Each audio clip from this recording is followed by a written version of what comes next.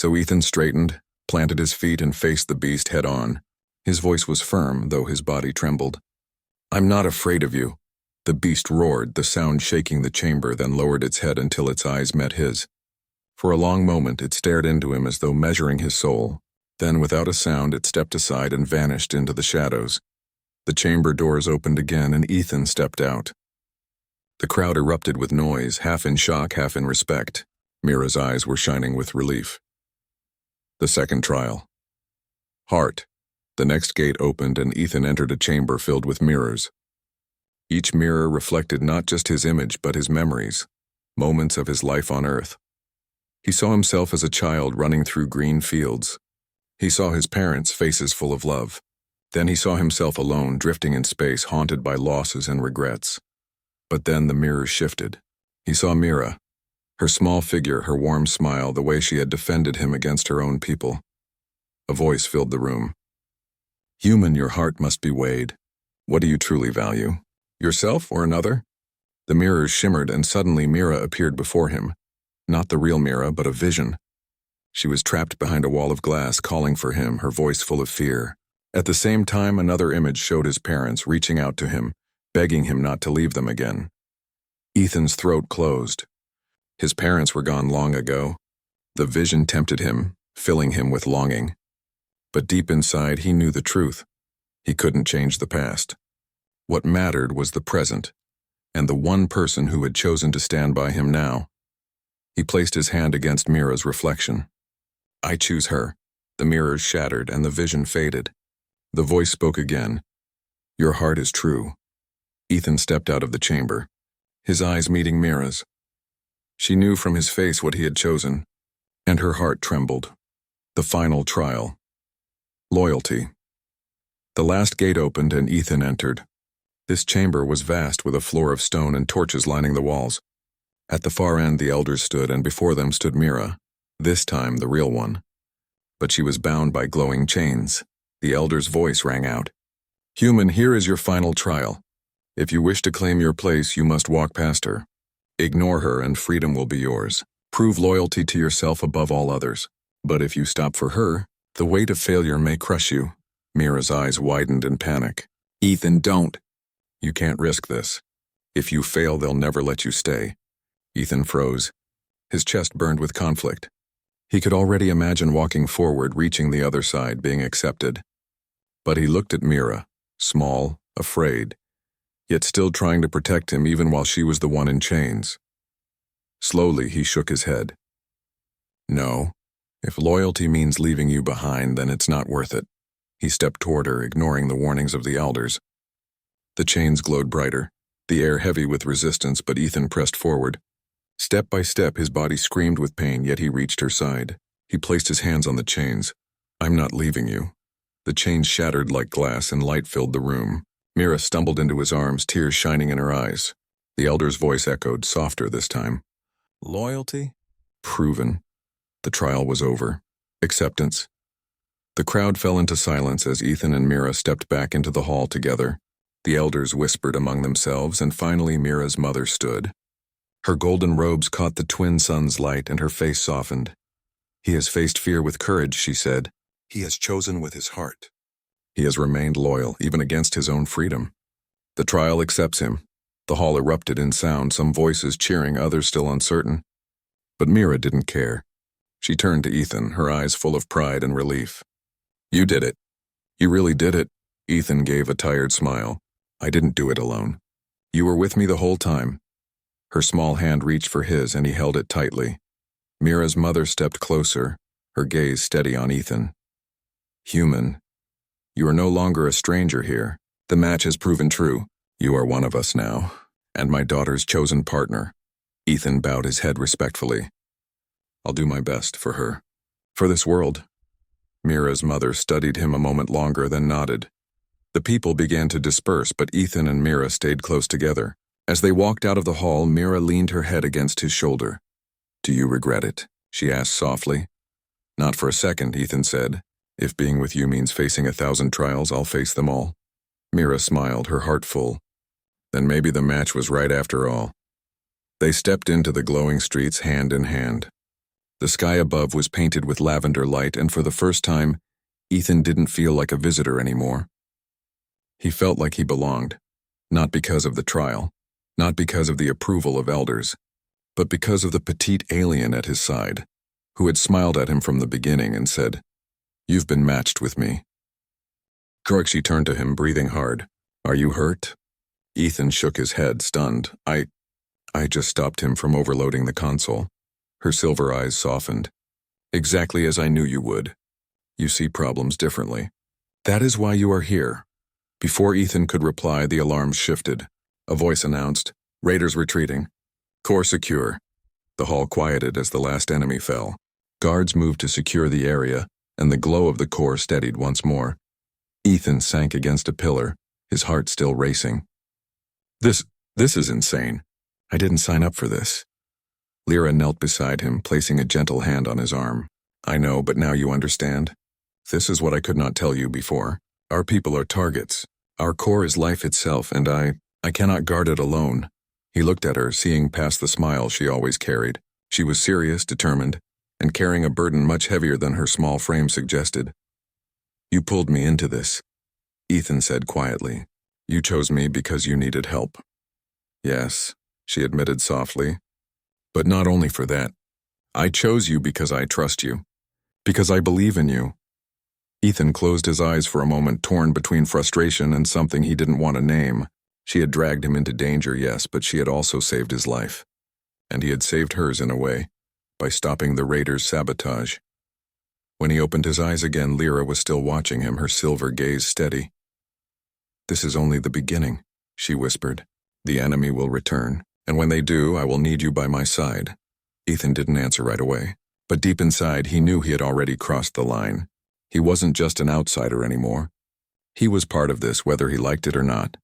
The ship slowed as it entered the atmosphere of Mira's home planet. From the window, Ethan could see a world full of strange colors. The sky was not blue, but a soft shade of lavender, and the land stretched with glowing forests and silver rivers that sparkled under the light of two suns. Ethan pressed his hand against the glass. "It's beautiful," he whispered, unable to believe what he was seeing. Mira, standing beside him, smiled with pride.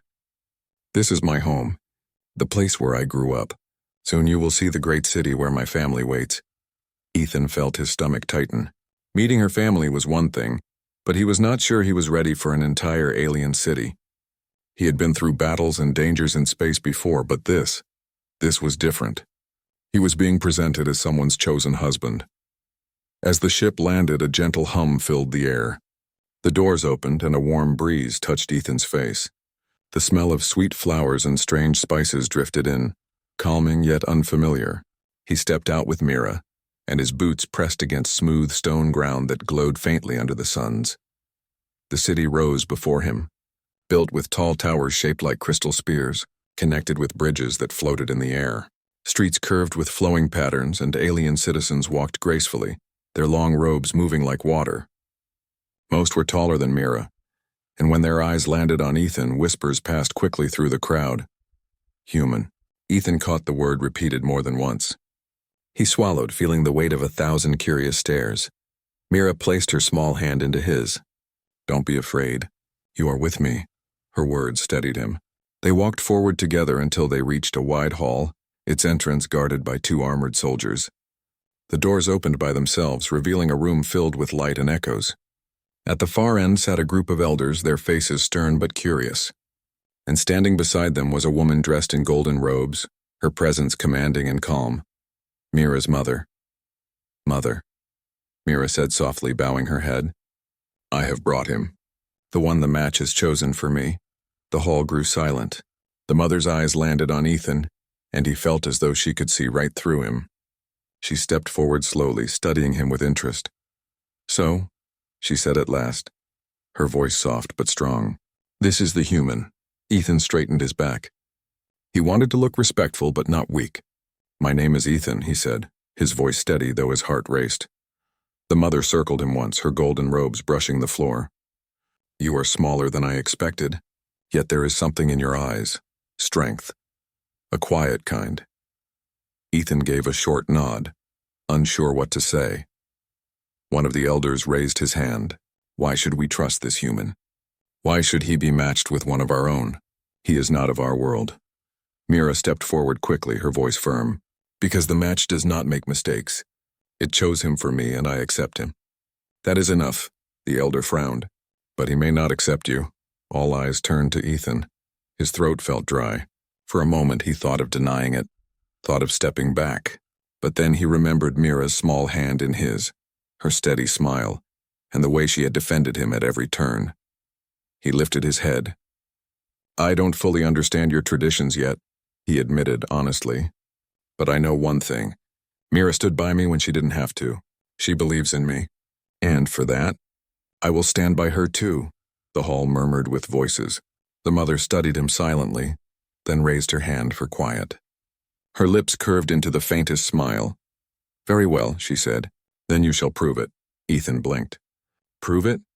Yes, the mother continued. On our world, every chosen partner must face the trial. Only through the trial can we see if the match is true. Mira's hand tightened around Ethan's. Mother, no. He is new here. He doesn't know our ways yet. The trial will be unfair. The mother shook her head gently. If the match is real, fairness will not matter. The truth will show. Ethan swallowed hard. What kind of trial? One of the elders leaned forward. A test of courage, a test of heart, and a test of loyalty. You will face them tomorrow. Mira looked at Ethan with worry in her eyes. You don't have to do this, she whispered. But Ethan shook his head slowly. Yes, I do. That night, Mira led Ethan to a quiet garden filled with glowing plants. They sat together near a pool of silver water. The stars above were brighter than he had ever seen before.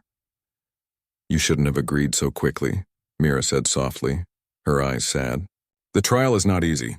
Many fail. Ethan leaned back against the stone bench. Maybe. But if I walk away, they'll never accept me. And you'll be the one who suffers for it. I can't let that happen. Mira turned her face toward him, her expression softening. Why do you care so much? We only just met.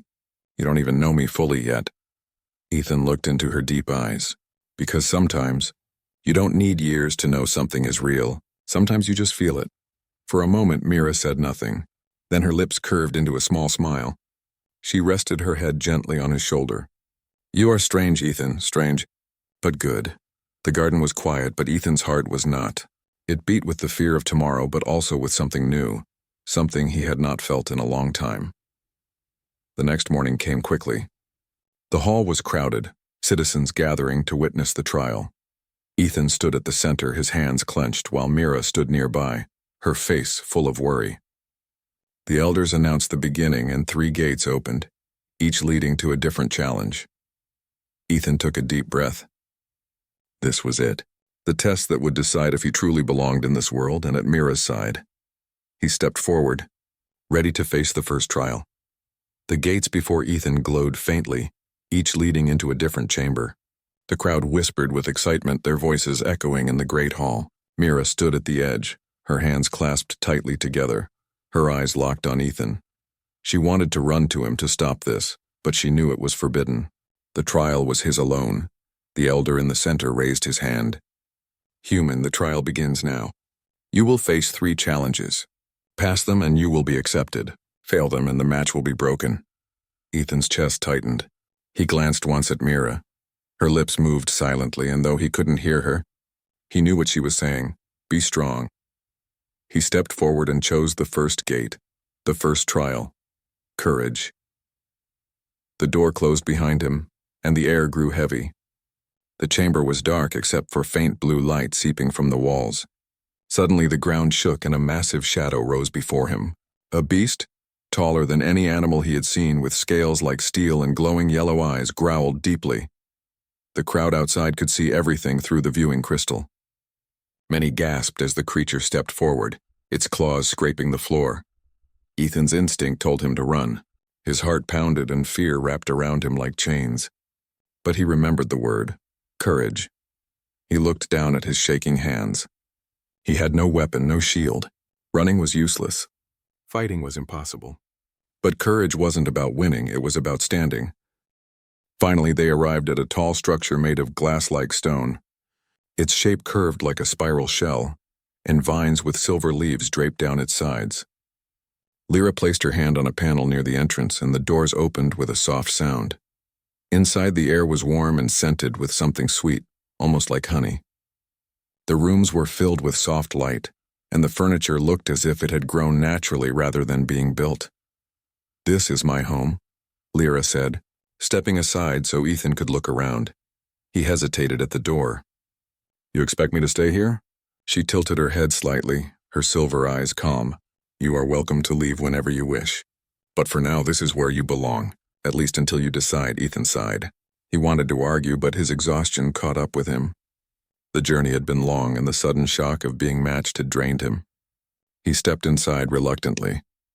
Lyra moved gracefully, offering him a seat near a table carved from a single piece of crystal-like stone. She poured him a cup of pale blue liquid. Ethan eyed it suspiciously. "It's safe," she assured him.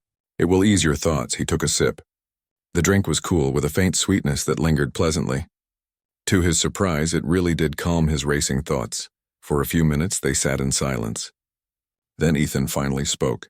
"Tell me something, Lyra. Why do your people do this?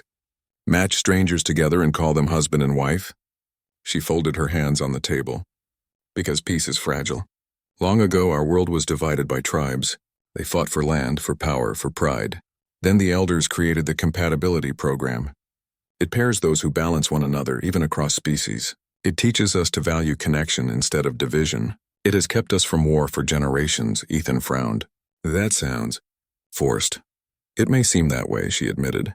"But many who resisted at first grew to understand. Bonds formed slowly, sometimes painfully, but they endured. They gave us strength." Ethan leaned back, arms crossed. "So what?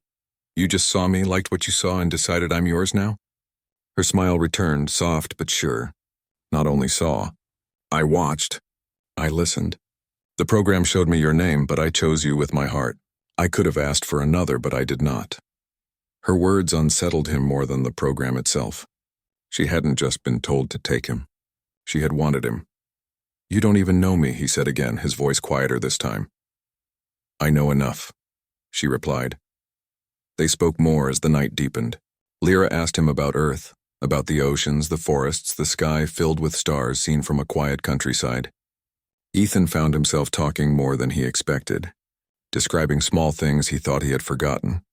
The way rain smelled on old stone streets, the warmth of a fire on a winter night, the sound of birds at dawn. Lyra listened intently, her silver eyes wide with wonder. "Your world sounds alive in ways ours has forgotten," she whispered. "No wonder the program chose you."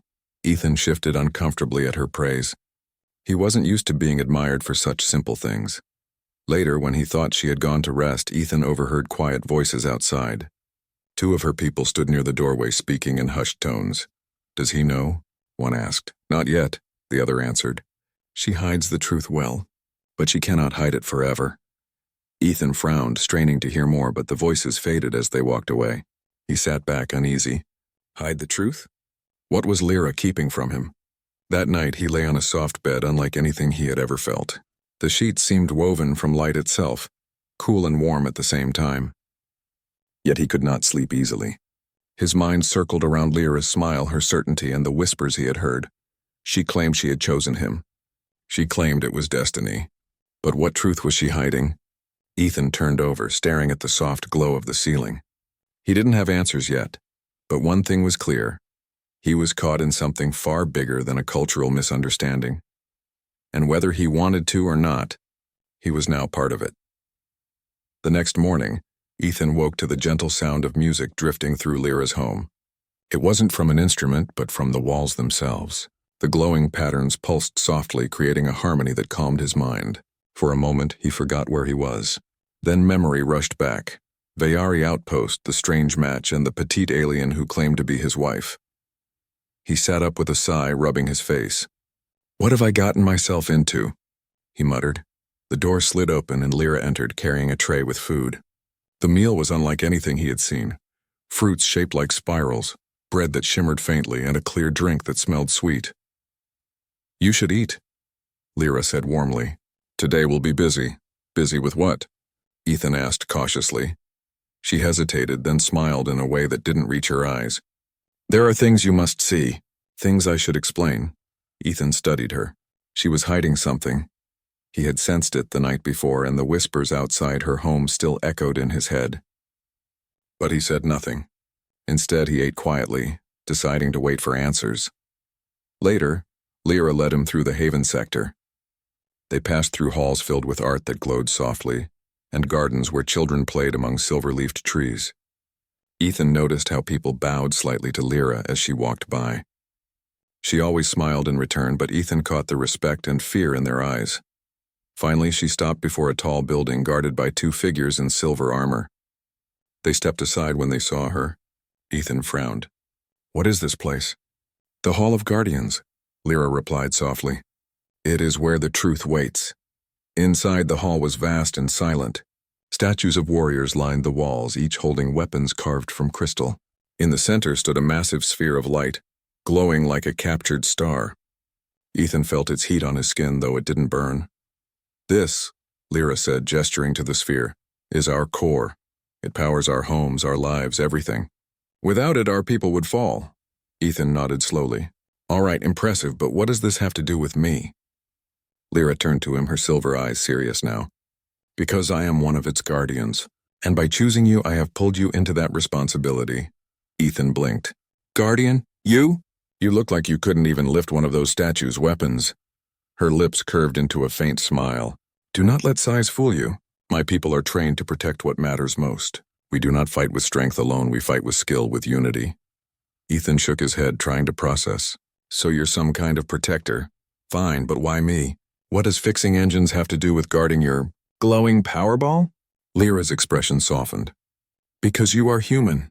Your people survive in ways others cannot. You adapt. You find solutions where others see failure. The Council believes you can help us face what is coming." A chill ran through Ethan. "What's coming?" Before Lyra could answer, alarms blared through the hall.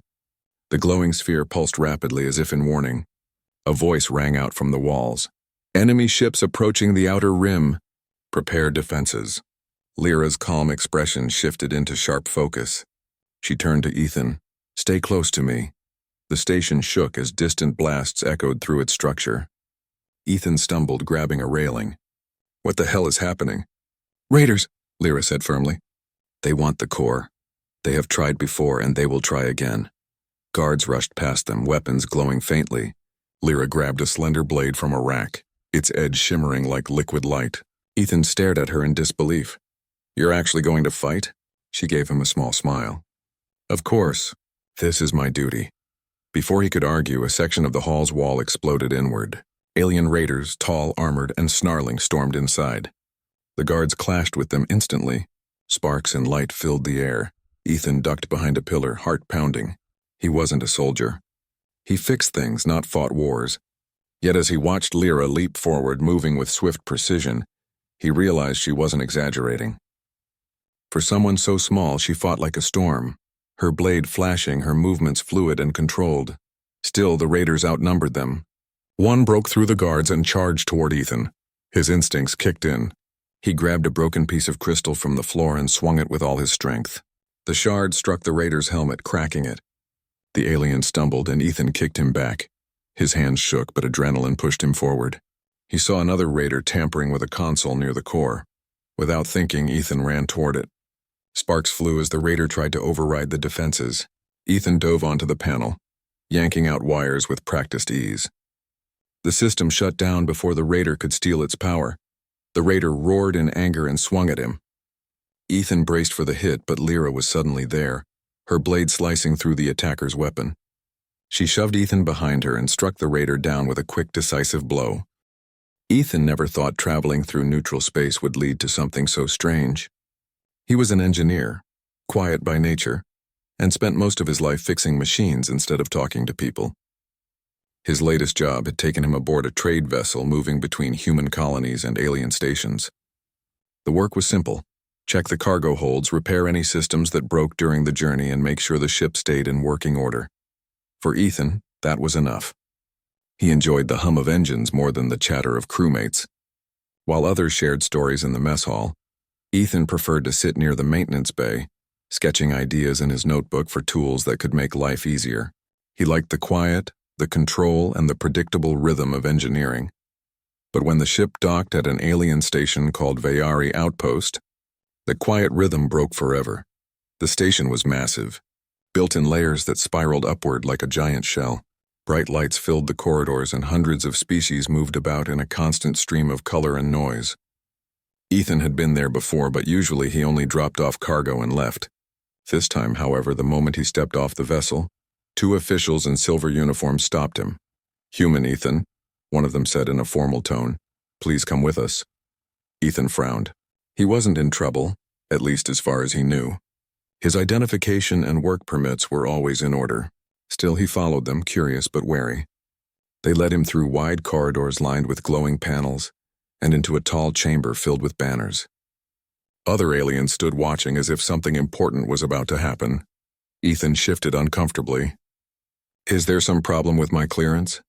he asked. The taller official shook his head. "No problem. Today the Cultural Compatibility Program has made a match for you." Ethan blinked. "Oh, what?" Before he could get an answer, a door at the far end of the chamber opened. A figure stepped out, small compared to the towering aliens around her. She was slender, with delicate features and shimmering silver eyes.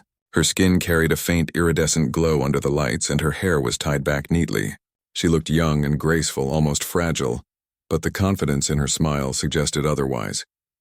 She walked straight toward Ethan, her gaze fixed on him. When she stopped in front of him, she spoke clearly, her voice warm and steady. "You've been matched with a wife," she said with a smile that lit up her whole face. "And that's me." The chamber went quiet. Ethan froze, staring at her as if she had spoken nonsense. "Excuse me?" He finally managed. The petite alien tilted her head slightly, still smiling. "I am Lyra, and according to the program, you are my chosen partner. From this day forward, we are bonded." Ethan laughed nervously, thinking it had to be a joke. "Look, I don't know what this program is, but I think you've made a mistake. I'm just an engineer passing through. I'm not here to get married." But no one else laughed. The officials looked at him with solemn expressions. The onlookers nodded as if this was completely normal. Only Ethan seemed confused. "This is serious," Lyra said softly. "The program never makes mistakes.